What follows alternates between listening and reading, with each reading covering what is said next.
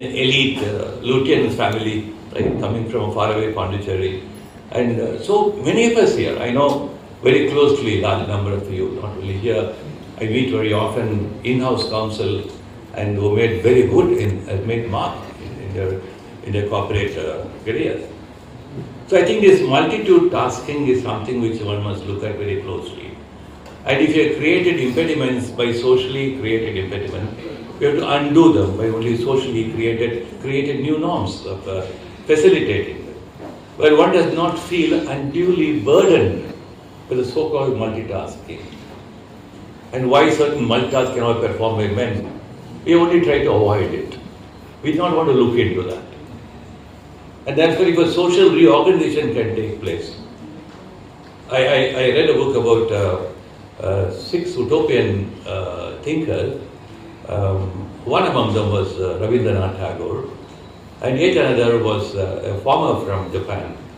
Rabindranath Tagore wanted to create Shantiniketan as a place where you're not looking only for employment, but where the fairness in each, in every one of us. I think all of us have something fair in our mind to be able to relate to each other. But that somewhere lies dormant. It's never get enlightened. And how do you make it more enlightened? So at some point of time, Rabindranath Tagore felt the whole dream of Shantiniketan had become a different, conventional university altogether. So why has it happened? I think we should study them more closely and say why the multitasking, and come back to this concept of multitasking. Why don't we create a social order where each and every one of us, male or female, young or old, will be able to pick up some important tasks in life and share them with a joy of sharing. I think we not created that condition of life and a social order. Our pursuit of life's career have become so rigid and become so inflexible that we think that's the only way to go about it. And when young lawyers come in the profession, particularly women who come and ask me advice about how do we go about in our life, I have very difficult answers to give to them because they have only certain so-called well-portrayed ideals in the legal profession. I use the word well-portrayed in a particular sense. I think we must go beyond the well-portrayed ideals of the legal profession. Those of us who can carry compassion, humanism, care and comfort for each and every one of us are the most, I think, to be ideally portrayed as the best in the legal profession. Who are us? How many of us are there like that?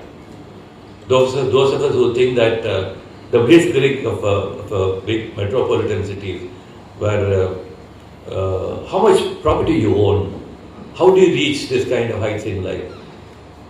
Once you have to pursue that kind of के ऊपर कैसे आप feel करते हैं और कैसे महिलाओं को आगे आना चाहिए? If men can become women, that's the first message. How can you become women? Not physically, but in all other sense. So I don't think that's a difficult job. Only we need an effort. Yes. And let's not do a lot of theorizing about it, right? It only needs a little reflection every morning and every evening. Have I done something good for my own family where my mother, sisters are understood as myself?